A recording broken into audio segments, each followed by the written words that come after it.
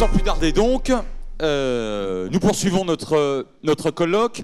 Il ne pouvait pas y avoir de colloque de géopolitique consacré aux frontières sans que nous travaillions au moins sur l'une des 7 tables rondes à l'Afrique. 54 États, un continent extrêmement important, avec aujourd'hui une population qui a assez nettement dépassé le milliard de personnes, qui est le premier continent en termes de migration, qui est un continent très important aussi du point de vue des ressources énergétiques, et qui géographiquement, ça n'aura échappé à personne, jouxte à la fois le Moyen-Orient et bien évidemment l'Europe via la Méditerranée. Alors ce n'est pas moi que vous êtes venu écouter sur l'Afrique ou sur les Afriques, et vous avez parfaitement raison. Je vais donc immédiatement passer la parole aux panélistes, non sans les avoir présentés. Je vais d'abord céder la parole à Lionel Zinsou, qui se trouve immédiatement à ma droite, que je remercie particulièrement d'avoir accepté de venir. Lionel Zinsou, qui est un économiste tout à fait émérite. Alors, il a été ancien candidat au poste de président du Bénin, et il ajoutait tout à l'heure, à juste titre et avec raison, que ça, c'est pas un métier, ou en tout cas, pendant quelques mois, peut-être une campagne électorale devient un métier à temps plein, mais il en a surtout été le Premier ministre du Bénin. Le deuxième intervenant, en l'occurrence l'intervenante, est Nassima Ouab, ici à ma gauche, docteur en sciences politiques. Elle est enseignante à Paris 10 Nanterre, et elle va nous parler notamment de l'Afrique du Nord, donc moins de l'Afrique subsaharienne, davantage de l'Afrique du Nord. Je précise qu'elle est spécialiste des questions pétrolières. Bien sûr, plutôt des accords de libre-échange de l'Union africaine. C'est exactement ce que je voulais dire. Donc, allô, Éric Scholl, où es-tu? Vous allez voir, elle est passionnante. Et je dis pas ça, c'est pas moi le faillot, hein, c'est mes étudiants. Donc, je l'avais déjà invitée la semaine dernière à l'Assemblée nationale à un colloque consacré au Golfe. Elle a été parfaitement passionnante. Je te mets la pression là, hein, t'as vu, hein, bon, voilà. Merci beaucoup à toi d'avoir accepté de venir. Ousmane Ndiaye, qui est un véritable complice, parce que j'ai eu le plaisir de le croiser, et je le fréquente assidûment depuis quelques années, au prix du livre Géopolitique, créé par Luce Perrault et sous l'égide du ministre, l'ancien ministre de la Défense et actuel ministre de l'Europe et des Affaires étrangères, Jean-Yves Le Drian. Et Ousmane, lui, donc, est un spécialiste de l'Afrique. Il est rédacteur en chef à TV5 Monde, et il va nous développer un propos tout à fait intéressant. J'en suis convaincu dans quelques instants également. Lionel, je vous cède immédiatement la parole pour un quart d'heure. Merci Frédéric. Bonjour à tous. Félicitations pour ce public nombreux et assidu. Frédéric, je veux juste ajouter un petit mot sur l'anecdote de Jean-Marc Sylvestre tout à l'heure, parce que moi j'étais chez Danone, j'étais directeur du développement, et donc le lendemain du 9 novembre 1989, c'est à moi que le président a dit « Bon, maintenant vous partez en Allemagne de l'Est, en Roumanie, en Bulgarie, vous allez ouvrir les marchés ». Alors je vous rassure tout de suite, Danone est premier dans tous ses métiers, dans tous les pays d'Europe de l'Est. Donc il était raisonnable d'aller voir avec Rostropovitch le mur de Berlin. Mais moi, ce qui m'avait frappé dans ce voyage, c'est que Rostropovitch et son violoncelle, la photo qui a fait le tour du monde, en fait, Rostropovitch n'était pas connu des citoyens de l'Allemagne de l'Est. En partie parce que quand il y a des frontières, là c'était une frontière extraordinaire, c'est une frontière qui coupait en deux une ville, c'était une frontière supplémentaire, c'était un mur. Ça arrête aussi le mouvement des idées, ça arrête l'information. Et donc, en fait, les citoyens d'Allemagne de l'Est passaient devant cet homme, déjà un homme d'âge, qui jouait du violoncelle, qu'il ne connaissait pas, et il lui lançait des piécettes. Et alors, Jean-Marc était avec un grand banquier, Jean-Claude Haas, qui était monté dans le même avion. Il devait être un milliardaire un peu comme Antoine Riboud. Et donc, c'est la première fois de leur vie qu'ils ramassaient les piécettes que lançait le public. Donc, vous voyez, il faut que les murs tombent parce que, du coup, l'information circule. Et ça n'arrête pas que les hommes et les marchandises des frontières. Ça peut aussi arrêter la vérité. Donc, sur l'intitulé, l'Afrique n'a pas 1000 frontières. On n'est pas si complexe que ça. Et Frédéric, c'est important parce qu'en Afrique, il y a 54 pays répertoriés et inscrits à l'Union africaine. En Europe, il y en a 51. Alors, admettons que San Marin, Liechtenstein et Andorre ne soient pas... Bon, enfin, il y en a au moins 48 vrais. Pour 10 millions de kilomètres carrés, nous, c'est 30 millions de kilomètres carrés. Donc, nous avons beaucoup moins de frontières au kilomètre carré que vous. Donc, nous ne sommes pas si complexes que ça, nous ne sommes pas si fragmentés que ça. Faire attention, parfois, quand on regarde ces questions sur l'Afrique, on pense que nous sommes complètement éclatés. Bon, nous le sommes un peu moins que l'Europe. Nous avons des surfaces par pays qui peuvent être considérables, ça peut être un problème assez sérieux, mais nous sommes un tout petit peu moins complexes que ce que les gens pensent. Alors oui, nous avons 1 milliard d'habitants, 1,2 milliard d'habitants, mais enfin sur 30 millions de kilomètres carrés, ça fait une densité de 40, qui est la plus faible de tous les continents. Il y a une tendance européenne à regarder l'Afrique comme un continent qui pullule et qui va nécessairement se déverser au-delà des frontières du continent en se ruant vers l'Europe. Alors, il faut être un tout petit peu plus calme, c'est un continent vide. Alors évidemment, il y a les images de Casablanca, Le Caire, Lagos. C'est donc un continent vide. Alors vous me direz, il faut retraiter les surfaces des déserts. Alors admettons qu'on ne puisse pas vivre dans les déserts.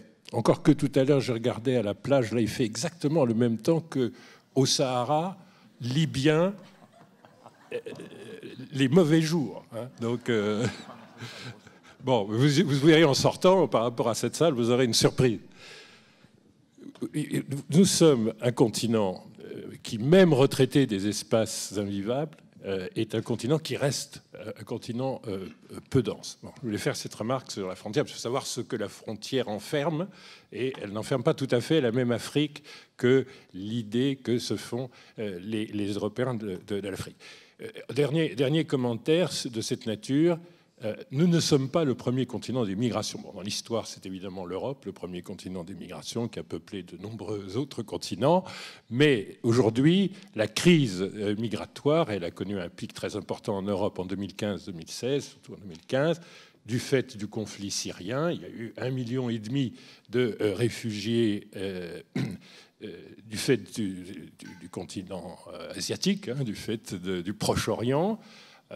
Et donc faire attention, les flux par exemple de migration vers l'Europe de l'Afrique subsaharienne, c'est 3% des flux de migration en Europe. Donc faire un tout petit peu attention parce qu'on a tendance à avoir des problèmes politiques considérables dans un grand nombre de pays, la Grèce, l'Allemagne, la Suède, un peu la France, liés à une situation migratoire de pointe liée à un conflit en 2015.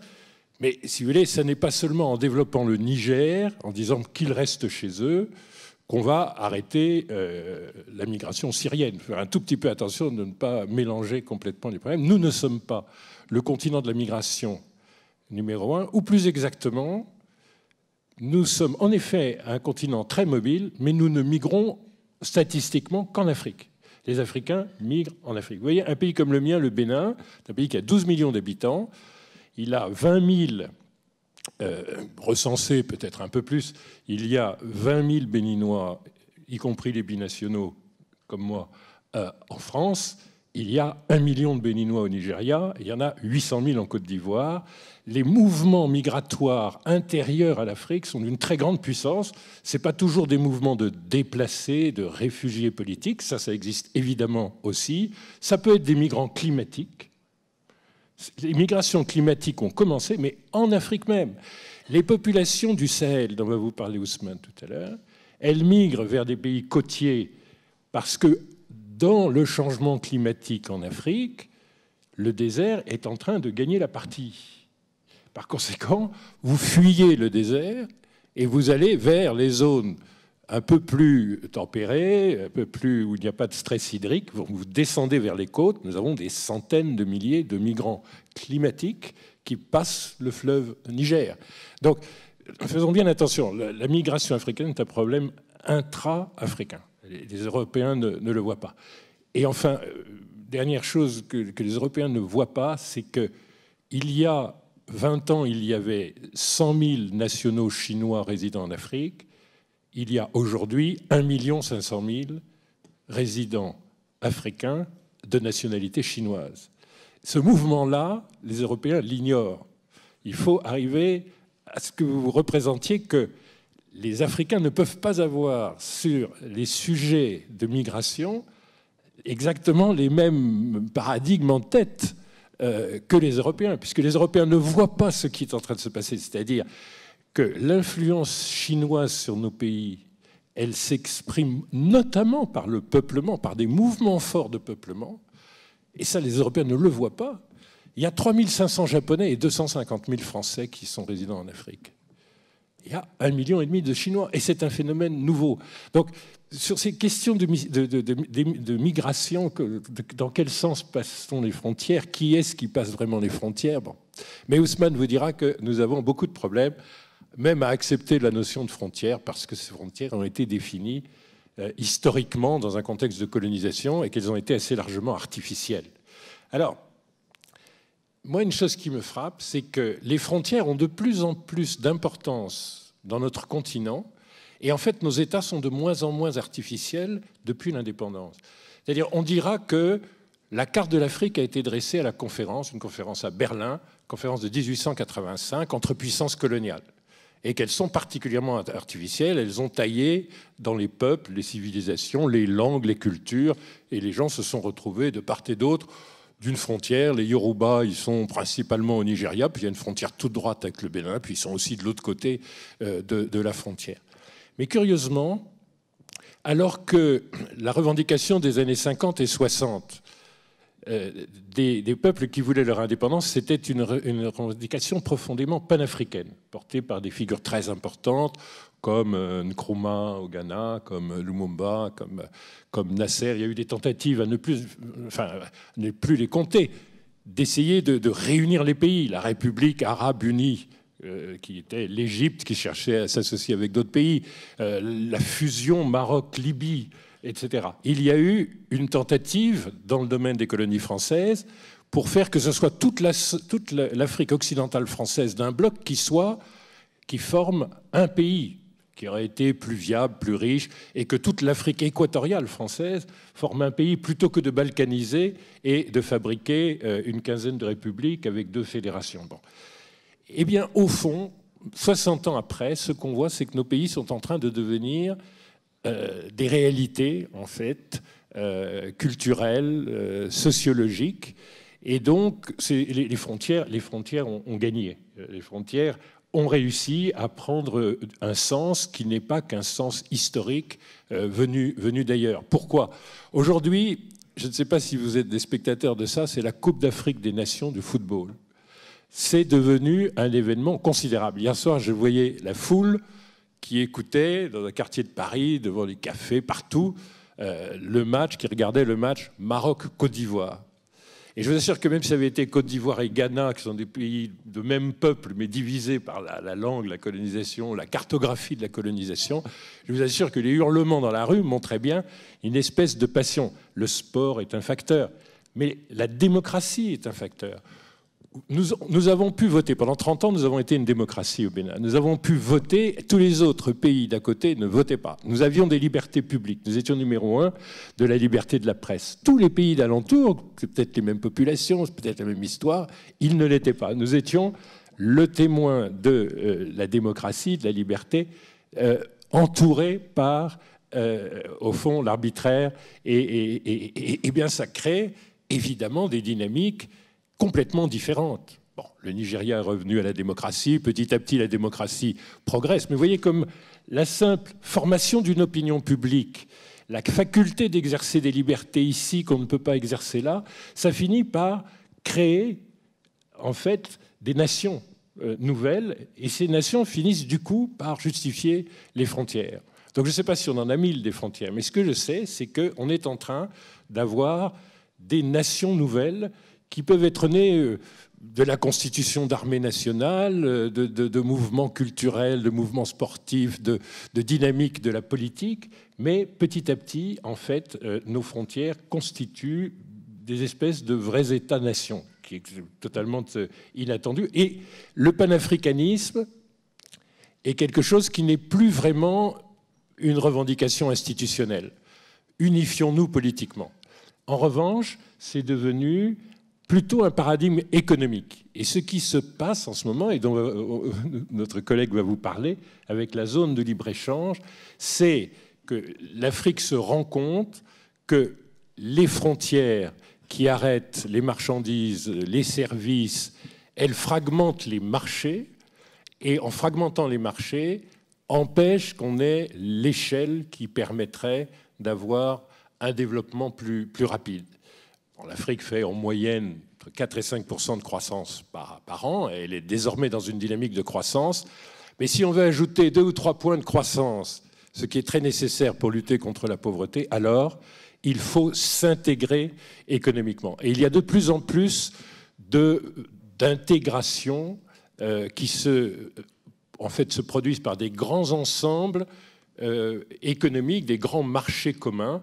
Celui très dynamique de l'Afrique de l'Est, au fond Kenya, Ouganda, Tanzanie, Rwanda, et de plus en plus un très grand pays de plus de 100 millions d'habitants qui s'appelle l'Éthiopie et qui est en train économiquement d'être complètement dans ce marché unique. C'est la partie la plus dynamique et la plus croissante de l'Afrique. Et à l'ouest, la communauté économique des États d'Afrique de l'Ouest, 15 pays, tout de même, avec le Nigeria, aujourd'hui 350 millions d'habitants, dans une génération, enfin dans 25 ans, plutôt entre 600 et 700 millions d'habitants, qui sera évidemment un très grand marché unique. Et donc l'Afrique est en train, non pas du tout de voir les frontières s'effacer parce qu'elles seraient artificielles sur le plan politique, sur le plan social. Au contraire, des nations se créent. Il y a eu des réflexes protectionnistes assez forts aussi qui ont aidé à constituer ces idées de nation. Mais aujourd'hui, ce qu'on voit, c'est, sans que ce soit en contradiction, même si c'est un peu paradoxal, en revanche, une unification économique qui commence à être puissante et avec notamment certains instruments monétaires qui facilitent cette intégration. Alors, il y a une polémique qui excite énormément en Afrique en ce moment sur le franc CFA, dernier résidu de la colonisation, que des gens comme moi, qui sont très ambigus sur leur patriotisme africain, défendent. Bon. Mais au fond, oublions ce genre de choses, de savoir s'il faut qu'il y ait un franc CFA commun aux anciennes colonies.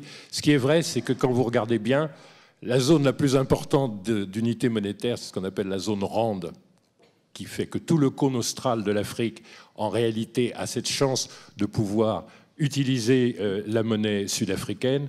Beaucoup de monnaies sont en parité fixe, qui n'appartiennent pas à la zone franc.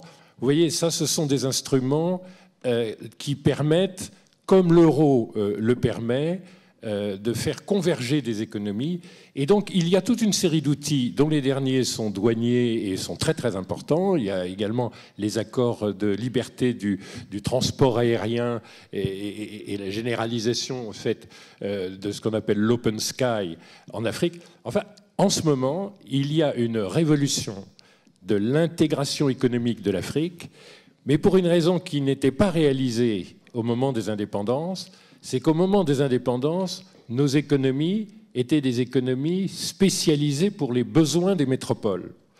Donc, on faisait faire de l'arachide aux Sénégalais, du coton et de l'huile de palme aux Béninois, extraire de l'uranium aux Nigériens, de l'or aux Maliens. Et au fond, tout ça, c'était en fonction des besoins. On avait investi en fonction des besoins des métropoles.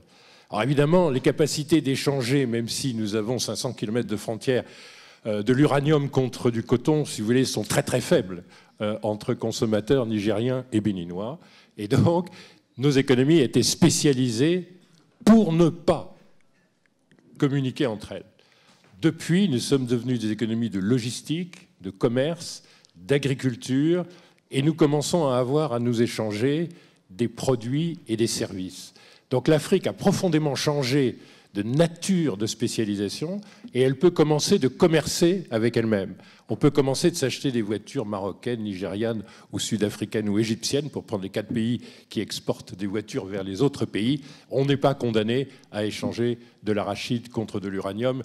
Très très petit marché, si vous voulez. Et donc, vous avez une Afrique où nous n'avons pas mis de frontières, mais les frontières que nous avons ont créé des vraies nations. Et heureusement, on va être capable, dans le domaine économique, de dépasser ces nations pour en faire des vrais marchés qui ont l'échelle pour permettre de commencer à faire réduire la pauvreté. Merci.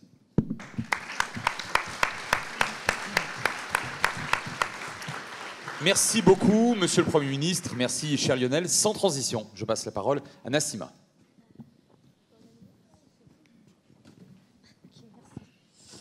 Bonjour à toutes et à tous. Je tiens à remercier Frédéric pour l'intervention, pour tous les organisateurs, notamment Aline Permin, avec laquelle j'ai eu quelques échanges. Vous également, qui avez préféré notre compagnie qu'à l'agréable cadre à l'extérieur. Vraiment, c'est très gentil.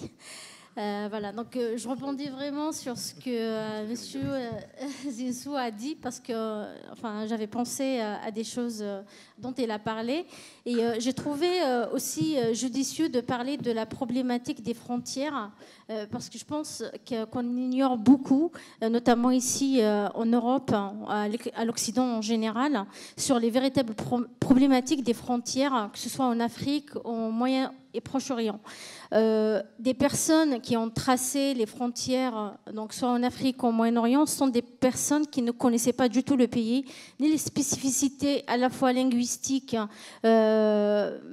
tribales ou bien même culturelles de ces États. Donc, c'est des personnalités politiques qui ont décidé à l'aveugle de tracer des frontières entre des pays. Aujourd'hui, ça pose un véritable problème parce qu'il y a certains États qui contestent leurs frontières, raison pour laquelle ils empiètent sur les frontières des États voisins. D'autres ne sont pas du tout contents des siennes, donc ils ont décidé de partager le pays, comme ça a été le cas au Soudan en 2011. Donc le pays est divisé en deux, le Soudan du Sud et le Soudan du Nord. Pareil, du côté du Moyen-Orient, nous avons aussi les accords Sykes-Picot de 1916-1917, à la suite desquels donc, le Moyen-Orient était partagé donc, à la suite de la chute, démembrement de l'Empire ottoman. Aujourd'hui également, pareil, la même problématique se pose au Moyen-Orient, la question des frontières. On a évoqué tout à l'heure... le spécialiste d'Israël a évoqué le conflit israélo-palestinien. Effectivement, la problématique principale, bien qu'il y ait une continuité historique de plus de 2000 ans, mais la véritable problématique a commencé à partir des accords de Sykes-Picot de 1916-1917. Ce rappel pour dire que finalement ces frontières, elles pourront être bien évidemment un vecteur de développement pour la plupart des États. Elles pourraient être un moyen de protection pour tous les autres. D'ailleurs, en Afrique, les principales frontières ont été tracées en 1884-1885 à la suite de la conférence de Berlin, comme il l'a mentionné Lionel. Et en 1964, lors de la conférence de l'Union africaine, donc en 1964, les États membres ont ratifié la déclaration selon laquelle les frontières de tous les États africains étaient intangibles. Ça veut dire qu'il n'y a pas eu qu'aucun pays africain n'a le droit d'empiéter ni de commander les frontières des autres États. Ce n'est pas vraiment l'objet de mon intervention parce que j'ai choisi un sujet d'actualité sur la zone de libre-échange continentale africaine qui a été mise en œuvre il n'y a pas très longtemps, le 30 mai 2019, qui nous renvoie d'ailleurs à la question des frontières en Afrique. Alors j'ai choisi spécialement ce sujet parce que ça détermine à quel point les États sont vraiment accrochés à leurs frontières et ne cèdent pas leur souveraineté, même si ce sera pour le bien de tous les États africains. Avec cette zone qui a été déjà mise sur la table lors du 25e sommet de l'Union africaine en 2015, il y a eu des pourparlers, il y avait des États qui étaient pour, des États qui étaient un peu réticents, mais le 30 mai 2019, on avait quand même 22 États signataires donc, qui ont accepté d'intégrer la zone. Aujourd'hui, on est à 24, donc il y a eu 2 autres qui ont pu intégrer la zone. D'autres États, comme par exemple le Niger, ils refusent pour le moment de l'intégrer, même s'il reconnaît les bienfaits d'une telle zone. Donc c'est juste pour vous dire de quoi il s'agit. Donc c'est une zone de libre-échange entre tous les États africains, qui a pour but donc de bannir toutes les barrières douanières entre les États, donc améliorer le commerce intra-régional et aussi consolider les acquis à la fois industriels, donc d'agriculture, donc tous les secteurs de l'économie à l'intérieur de la zone. Or que, si on fait la comparaison avec les autres zones dans le monde, les échanges commerciaux intra-régionaux en Afrique, ils ne représentent que 13%, voire au maximum, si vraiment on fait en compte tous les échanges, on ne dépasse pas les 16%. Alors qu'on est à plus de 67% en Europe, on en est à près de 70% en Asie. Bien évidemment, il y a plus de 14 communautés économiques à l'intérieur de l'Afrique. Donc on a la CEDEAO, on a la CIMAC, on a plusieurs communautés, mais la même problématique persiste. On n'arrive pas à fonder une véritable zone ou bien une politique commune d'échange et de coopération avec l'ensemble des États africains. Il y a plusieurs problématiques à la fois et des défis qui font qu'on n'arrive pas à aboutir donc, à l'objectif principal de toutes les organisations qui ont vu le jour jusqu'à aujourd'hui. La dernière, donc, la zone de libre-échange, c'est que chaque État tient à ses frontières, tient à protéger sa propre industrie. Donc on revient un peu en nationalisme, alors que parfois dépasser un peu le cadre même virtuel de toutes ces frontières matérielles qui séparent les États, ça pourrait être un véritable vecteur de développement économique. On a pu le voir par exemple en Europe, en Asie, il y a les frontières matérielles, elles existent, mais le fait d'effacer en quelque sorte les frontières virtuelles entre ces États permettent de collaborer et de pallier à certaines faiblesses des uns et des autres. Ça peut aider beaucoup ces États. Je vous donne l'exemple de la Chine. En 1978, le taux de pauvreté était de 97%. Aujourd'hui, il est à 3%. Pareil pour les pays d'Asie. L'Afrique est le continent le plus riche parmi les autres, en matières premières, principalement le pétrole, l'or et le cacao. C'est un pays pourvoyeur de richesses vers toutes les régions du monde. Et ils ont une population extrêmement jeune et diversifiée, donc qui a atteint 1,2 milliard de personnes, sur une superficie qui s'étend sur 30 millions de kilomètres carrés, et avec beaucoup de terres arables. Et malheureusement, malgré tous ces atouts, l'Afrique aujourd'hui est l'un des continents les plus pauvres et les plus moins avancés, si je puis le dire, du monde. Pourquoi ? Parce que cette coopération et les richesses dont tous les États africains disposent ne la mettent pas véritablement à l'œuvre, donc au service du développement économique de tous les États, qui est à l'heure actuelle, ne pourrait pas vraiment passer sans une coopération étroite, synchronisée entre tous les États de la région. La population africaine aujourd'hui souffre de la pauvreté. On est presque la moitié de la population du continent africain est pauvre. L'Afrique est la décharge du monde, si je puis le dire comme ça, parce qu'aujourd'hui, les États développés et riches ont atteint un certain niveau de développement.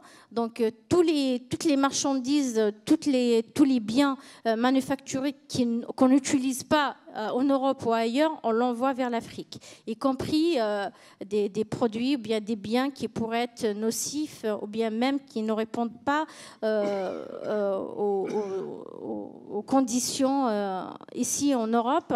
Je vous donne un exemple tout récent sur l'utilisation des voitures diesel.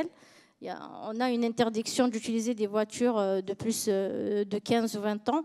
Toutes ces voitures, elles sont envoyées en Afrique. Alors que, comme il a été mentionné tout à l'heure, l'Afrique, c'est le pays qui émet quand même le moins de CO2. Et il contient aussi, il s'enrichit en énergie décarbonisée, ce qui veut dire qu'il pourrait faire des progrès très rapides en matière de protection de l'environnement. Ils ont besoin donc d'une politique commune. Ils ont besoin aussi de faire beaucoup de progrès en matière, bien évidemment, de corruption, de blanchiment d'argent. Donc, c'est vraiment, ça joue au niveau des politiques publiques nationales. Pour la mettre en œuvre au niveau de tout le continent, 54 États, c'est beaucoup. Si chaque État met en œuvre et donne de ses biens au profit du bien commun qui est donc la coopération intrarégionale globale, le continent africain, d'ici quelques années, sera l'un des plus développés au monde. Voilà, je vous remercie. J'espère avoir tenu le... Merci beaucoup, merci Nassima, merci notamment d'avoir achevé ton propos sur cet optimisme de bonne aloi. Je cède la parole à mon ami et complice Ousmane pour 15 minutes. D'accord. Alors, ce que je vais dire, précaution d'usage, je parle, parce que l'Afrique est vaste, Frédéric le disait, les Afriques, ce que je parle, c'est plutôt une réflexion sur la zone que je connais le mieux, le Sahel, si vous voulez, ce qu'on appelle l'espace sahélo-saharien, à peu près le cœur aujourd'hui de ce qu'on appelle le terrorisme, enfin la menace djihadiste. Et je vais essayer de soulever 3 points d'analyse ou de réflexion. Le premier point, c'est la difficulté d'acception de la notion de frontière dans cet espace-là. Deuxième, la question de la colonialité, parce que évidemment, les frontières sont toujours vues comme une sorte de repos ou de legs ou de dernier. En tout cas, c'est quelque chose de post-colonial. C'est comme un truc qui est là, qui est le dernier marqueur, enfin, trace de la colonisation. Et puis, troisième point, c'est les tentatives de résurgence, de récupération de la frontière. Tentatives qui sont très complexes, qui sont liées au désordre, et qui en disent long malgré le refus et la non-acceptation. Sur le premier point, je vais quereller mon ami Frédéric, parce que bon, quand j'ai vu le programme, Frédéric, c'était ce matin, c'était d'ailleurs très intéressant, il y a un point où Frédéric, on titre en tout cas l'intervention, la frontière c'est d'abord une représentation, avec un point d'exclamation. Je dis merde.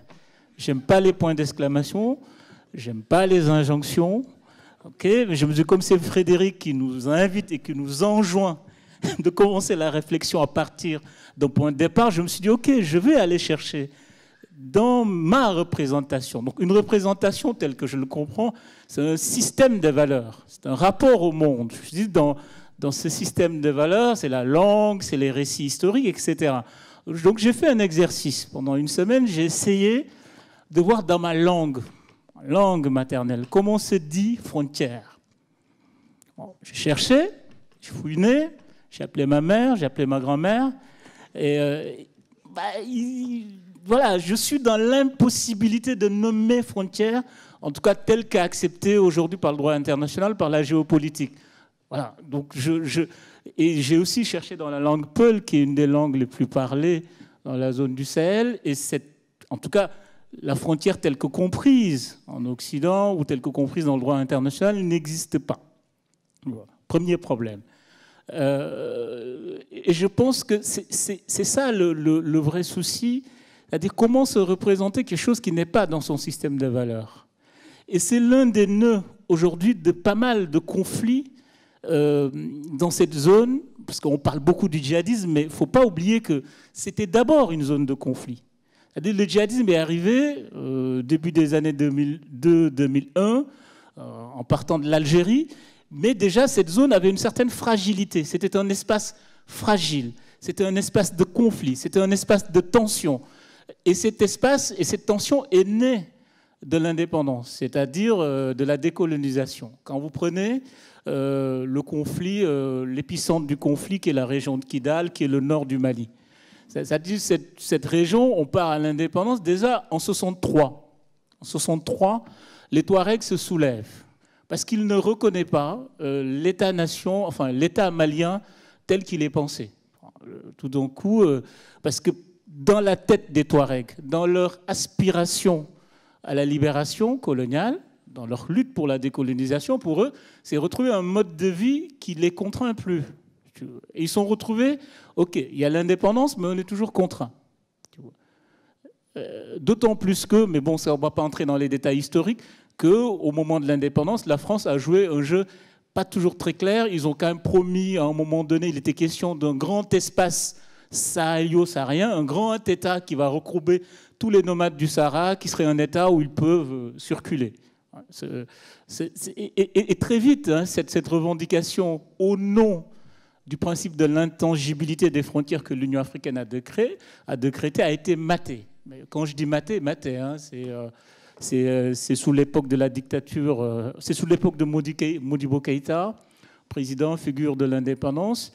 Ils ont envoyé un des soldats de l'armée malienne qui a l'une des plus sinistres réputations, Dibi Silas Diarra, qui se vantait d'avoir coupé la tête du chef Touareg et de l'avoir montré sur tous les campements Touareg. Et quand vous voyez, à partir de cette répression, une bonne partie des Touaregs de la région de Kidal du Nord Mali, qu'est-ce qu'ils font? Ils désertent cet espace.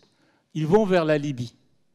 Ce qui est intéressant, c'est que quand ils vont vers la Libye, comme Kadhafi réclame des origines Touareg berbères, sa mère, il ne faut jamais oublier que Tombouctou est un peu une ville idéalisée et sacralisée par Kadhafi. Et d'ailleurs, Kadhafi a fêté un certain nombre de fois l'Aïd, enfin la nouvelle année musulmane à Tombouctou. Et donc, ces Touaregs-là, dont les parents ont été exterminés, se retrouvent en Libye. En Libye, ils vont devenir professeurs, ils vont devenir libyens, ils vont intégrer l'armée libyenne, ils vont devenir colonels, ils vont devenir général, ils vont devenir profs.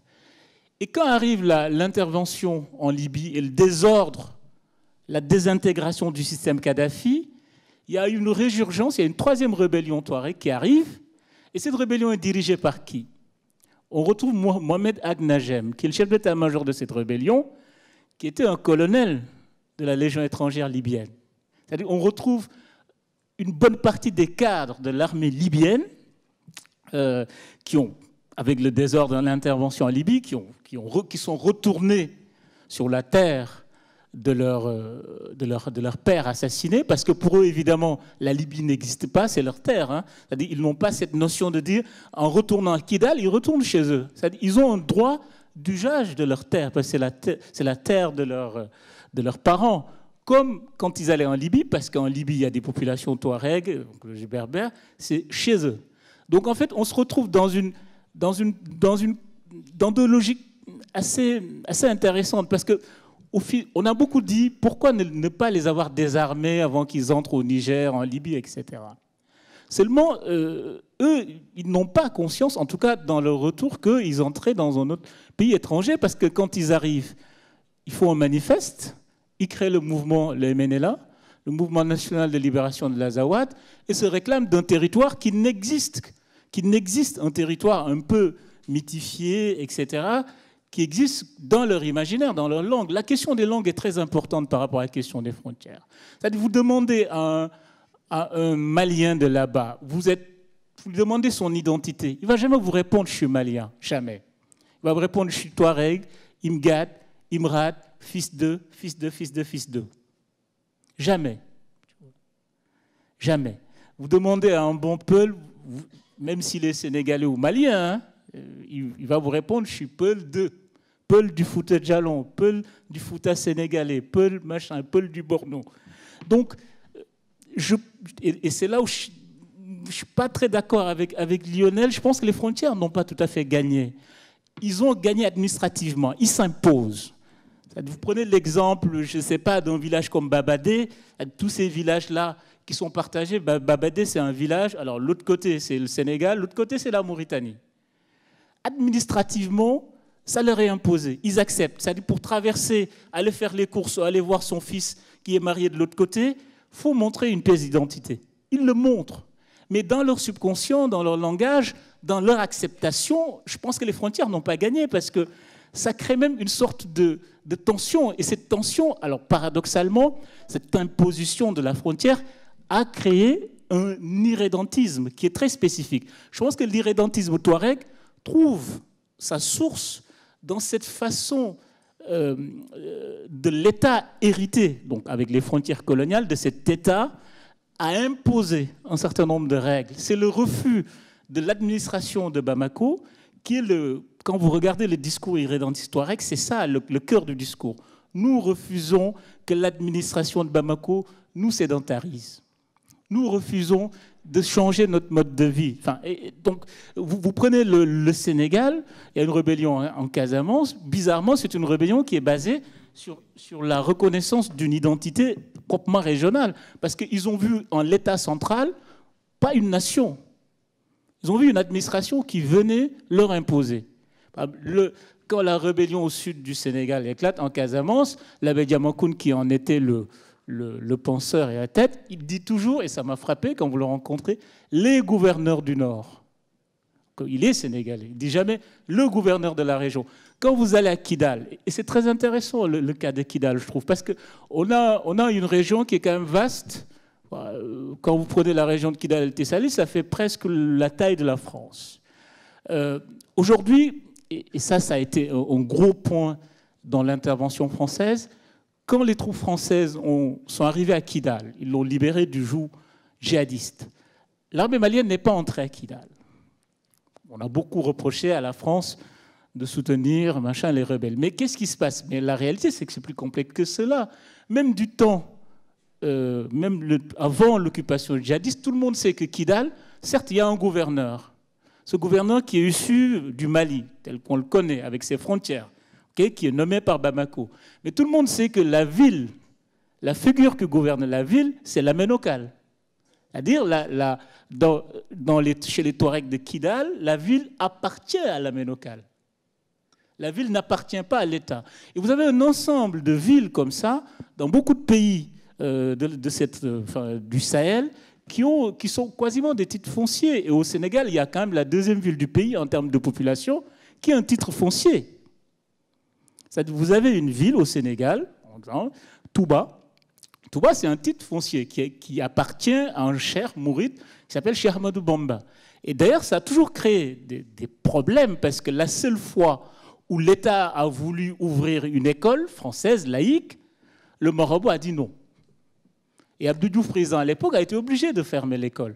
Tellement les pouvoirs locaux, tellement la capacité d'adhésion des habitants de la ville a été forte que l'État central a reculé. Aujourd'hui, il n'y a aucune école de l'État du Sénégal dans la ville de Touba qui fait quand même 2 millions d'habitants.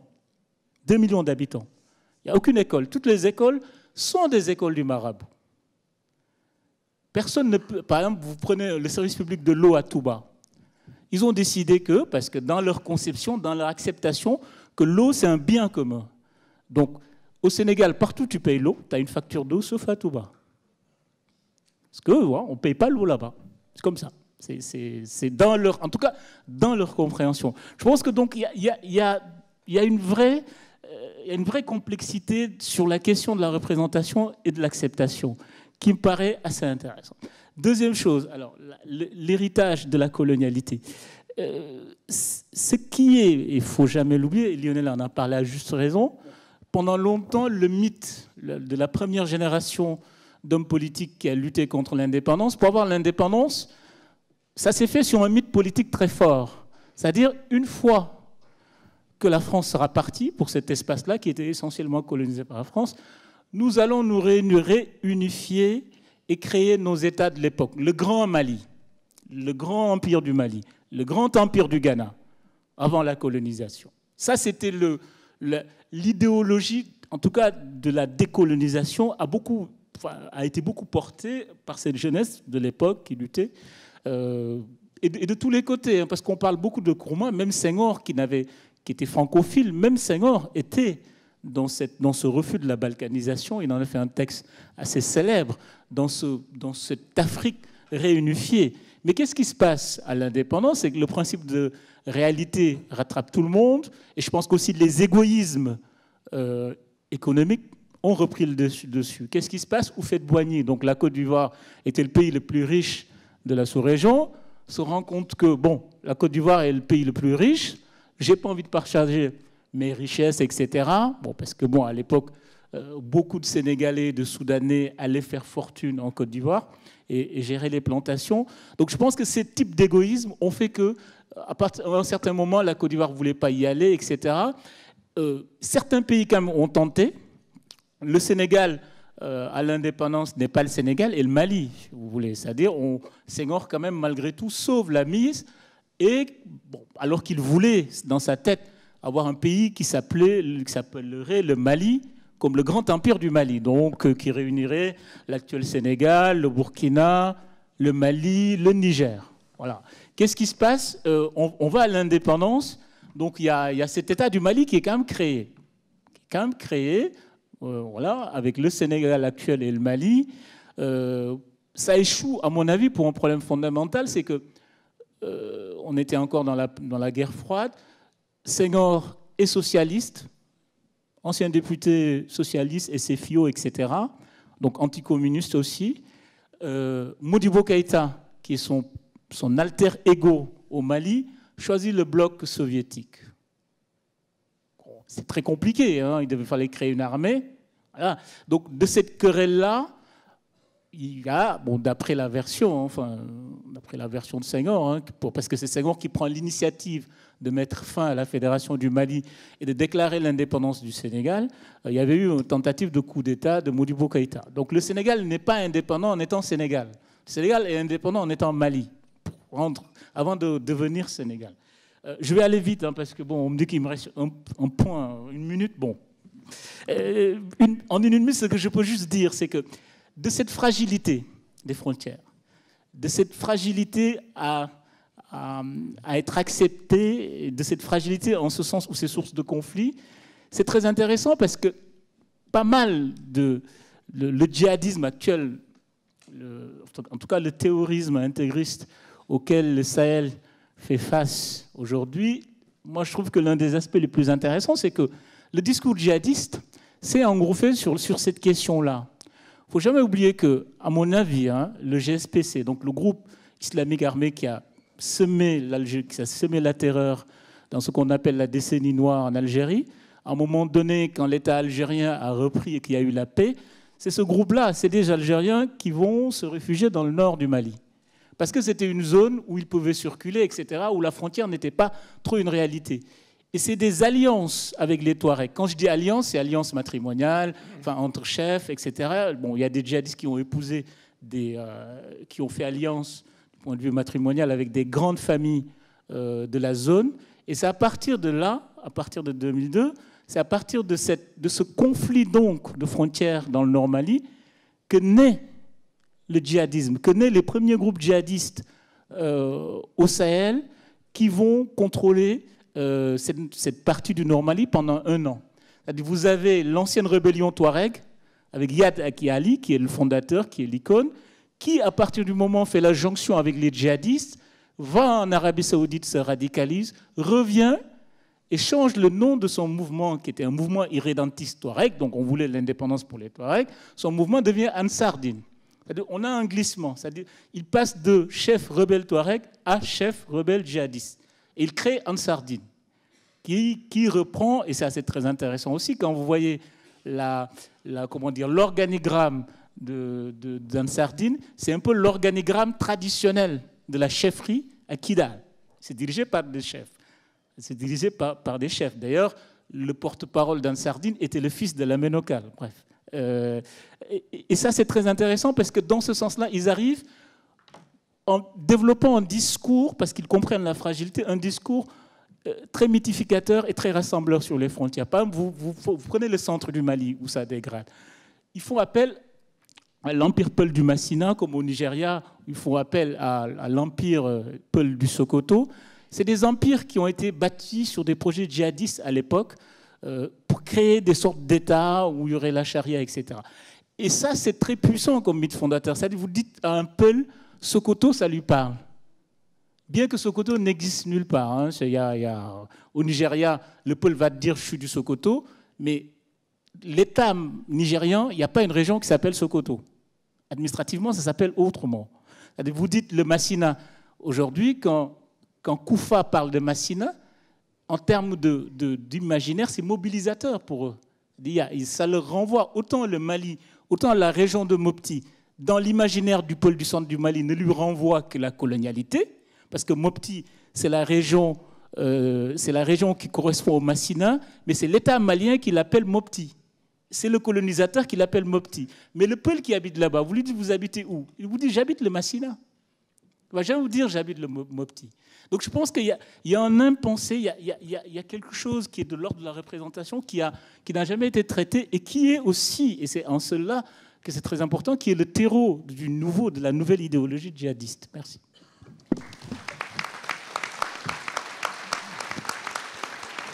Merci Ousmane. Alors, je suis très heureux que tu aies choisi de me quereller selon le très joli verbe que tu as employé. D'abord parce qu'il faut toujours se remettre en cause. Les titres, évidemment, ils valent ce qu'ils valent, ils valent beaucoup, mais ils valent parce qu'ils sont précisément remis en cause et retravaillés et tordus dans tous les sens. Donc bravo. Et puis alors, là, on a eu une véritable leçon de représentation. Et d'ailleurs, tu as employé le mot à plusieurs reprises au sens lacostien du terme. Donc pour le coup, c'est une bien agréable querelle. Alors avant de vous céder la parole, Lionel Zinsou voulait réagir. Oui, je voulais quereller Ousmane, évidemment. Oh merde. Non, mais d'abord, j'ai beaucoup d'estime, de respect pour Ousmane, qui a été un extraordinaire correspondant du Monde à Bamako, et qui connaît le Sahel comme personne, et qui dit sur le Sahel des choses que personne ne dit, que personne ne sait, d'ailleurs, pratiquement, et qu'on devrait beaucoup, beaucoup plus écouter. Donc ça ne nous partage pas, ça ne nous sépare pas.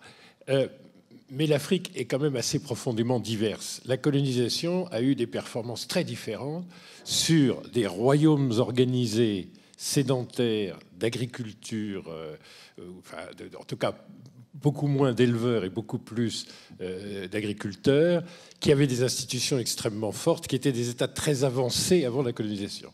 Donc si on prend 600 km en dessous de Tombouctou, notre pays, et il est très caractéristique de l'Afrique atlantique côtière, c'est une Afrique très très ouverte vers le monde par la mer, pas par les caravanes du désert. Ce ne sont pas des populations d'éleveurs, de pasteurs, de nomades, d'aucune manière. Évidemment, la colonisation, l'écosystème touareg ou peul, les peuls sont très très importants dans un pays comme le nôtre, ils le traversent par des grandes transhumances, mais la performance a été extrêmement faible de la colonisation, l'emprise culturelle très très faible. Et quand tu dis je téléphone à ma mère, moi si je téléphone à mon père, il va me dire comment on dit un étranger au royaume du Dahomey. C'est très clair ce que c'est qu'un étranger. L'étranger, c'est celui qui est dans le royaume lui-même très structuré d'à côté d'Abeokuta, d'Ifé, et c'est celui qu'on réduira en esclavage quand on l'aura fait prisonnier, avec tout un système d'économie où l'esclavage rend le royaume esclavagiste de plus en plus puissant militairement. Donc on sait très très bien ce que c'est qu'un étranger. Toi, tu me disais, il n'y a pas de mot pour dire étranger dans ma langue. Non, j'ai pas dit ça. Je précise. Je dis que le mot qui colle, par exemple, vous dites étranger au Sénégal. Oui. C'est-à-dire, le sens, ça veut dire invité. Voilà, le sens propre. Parce qu'on considère, d'ailleurs, le principe de la teranga repose sur ça, on considère qu'à partir du moment où l'étranger arrive dans le village, il a tous les droits. C'est-à-dire, d'habitude, dans cet espace, je ne parle pas du Sénégal, Mali, enfin, Mauritanie, une partie de la Mauritanie, quand l'étranger arrive, on lui cède d'ailleurs la case du chef de village, souvent. S'il arrive en paix, s'il n'arrive pas armé. Donc, la notion d'étranger comme... compris au sens occidental où l'étranger il a une place, etc., n'est pas la même. Je trouve qu'il y a un vrai décalage entre l'étranger chez nous. L'étranger, il prend possession de la terre. Quand un étranger reste longtemps, le village se réunit et lui donne un bout de terre. Parce qu'il y a une sorte un système de valeurs qui fait que l'étranger, celui qui humilie ou qui ne reçoit pas bien l'étranger, il est honni aux yeux de la communauté. Ouais, ce qui est traduit par le Sénégal en termes. Ce que je veux dire, c'est je te donne acte de ça, c'est très très important.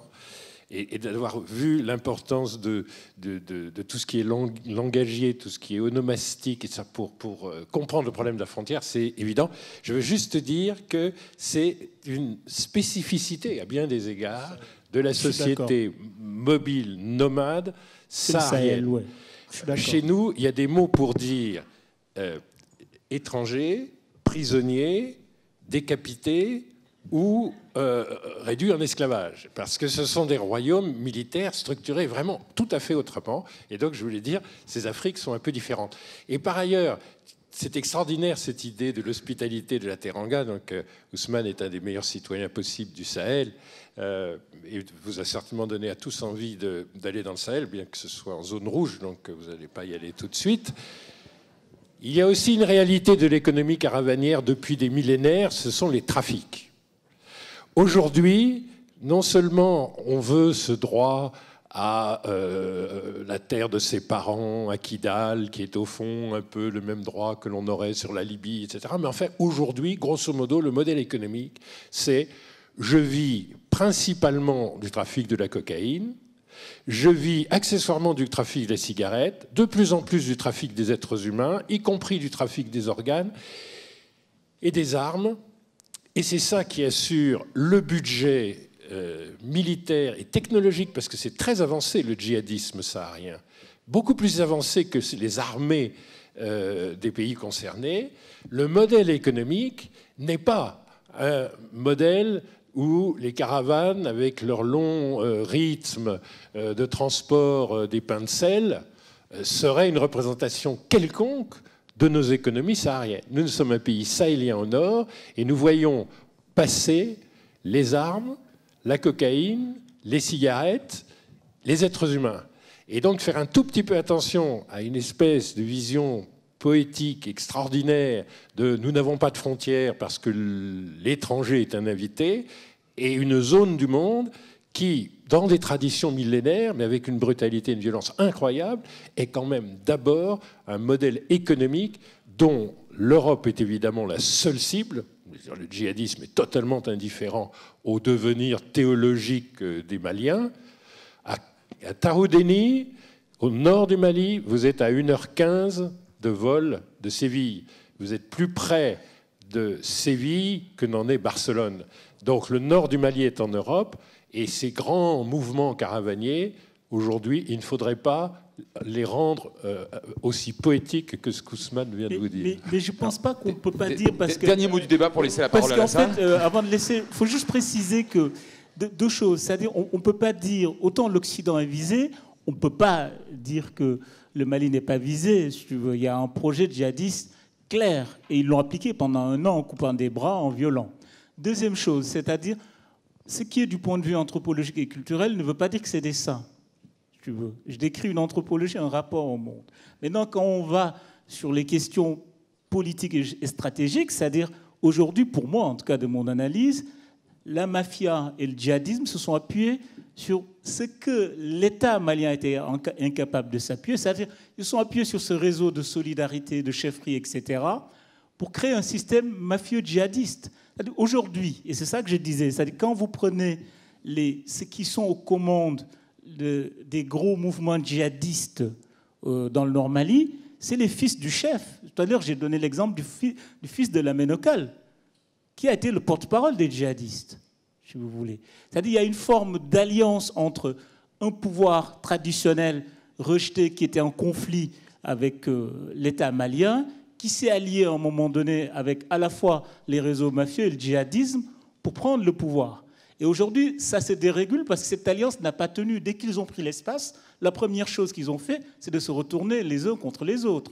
C'est-à-dire l'indépendance de l'Azawad. Donc les rebelles Touaregs ont proclamé l'indépendance le 31 mars 2011 et le 5 jours plus tard, Tombouctou a été repris par les djihadistes, si vous voulez, au MNLA. Donc je pense que c'est des questions d'abord d'intérêt, même si à la base c'est des valeurs ontologiques qui ont une certaine philosophie, qui sont totalement subvertues, bien sûr. Merci beaucoup. Une question peut-être ?